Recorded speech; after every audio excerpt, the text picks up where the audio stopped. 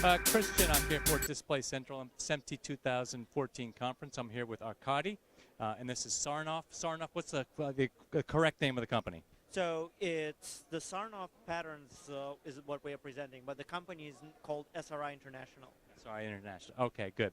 So what they have here is some very interesting test patterns for testing broadcast signals with all kinds of resolutions and frame rates and attributes. And they've developed some really interesting visual test patterns for seeing exactly what signal you have. So as the video moves through the production pipeline, you can do this kind of quality control pretty much anywhere along the pipeline and have a nice visual display. So Arkady, take us through what you can do. Thank you, Chris. So the pattern is designed to show different issues in the entire video chain. So, for example, there is a 1-pixel marquee that goes all the way around the screen. Many different processes would crop pixels, and very often just at the edge for natural content that's not easy to see. With this, even if 1 pixel is cropped, you lose the marquee, so you see whether you're getting all the pixels that were originally put into your chain. Video is encoded in different color formats and also with different resolutions. So there is a 444, 422, 420. This feature is designed to show what format it's in. So for example, this is chroma only, so it's showing color extending roughly to here in this direction and all the way up in this direction, which tells me that it's 422. We actually have a demo to show what it looks like in 420. So for professional markets, obviously, usually video is sent in 422. So if something in your chain changes it to 420, you want to be aware of that, and you don't want color degradation. So let me switch to a different format. We have a box that outputs the signal, and the box can do up to 4K p60, but I will switch to a different resolution so I can actually show the differences.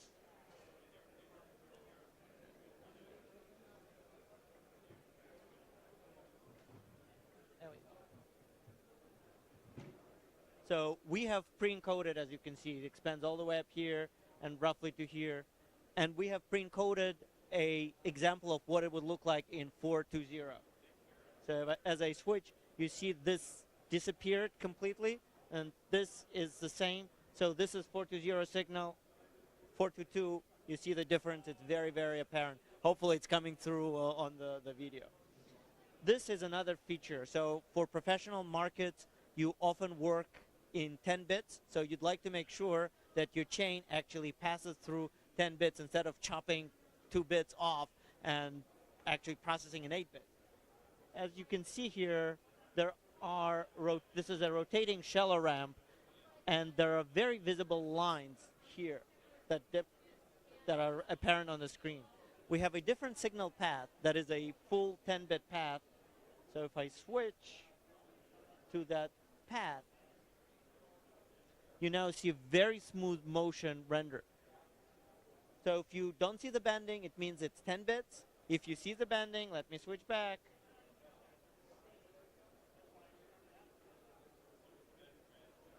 See the banding, it means it's 8 bits. Let's see.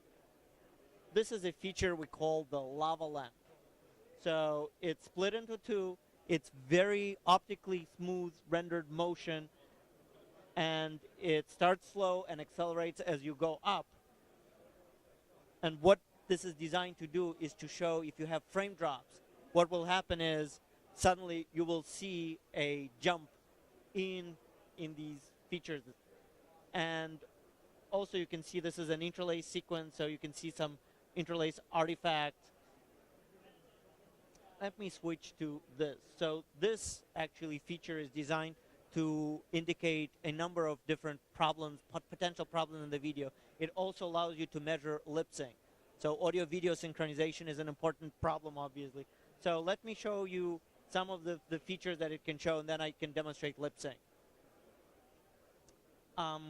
For interlace video, field dominance is very important. So if you get the fields in incorrect order, fields are reversed. If it's a still image, you won't be able to see it. On natural content, some people will have trouble seeing it.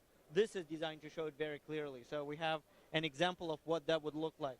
So if you see, if you follow this, it's very, very smooth going back and forth, a single white or red marker going around. Well, if I switch to the incorrect one, you see it now split into two different markers going both back and forth. It means there is a field dominance reversal in both luma and chroma. Okay? Let me demonstrate. So let me make the sound louder. And I don't know if that's coming through, but we have an audio delay line. So the way to do that is, so I've purposely changed the audio delay. We have a path, and each of these fields, each of these is a field, okay? So you look and you hear for the click. So if I point to this, usually I take cards, but I'm holding the microphone, so I'll do it with a finger. You can hear the tick, and then you see the light. So you try to find where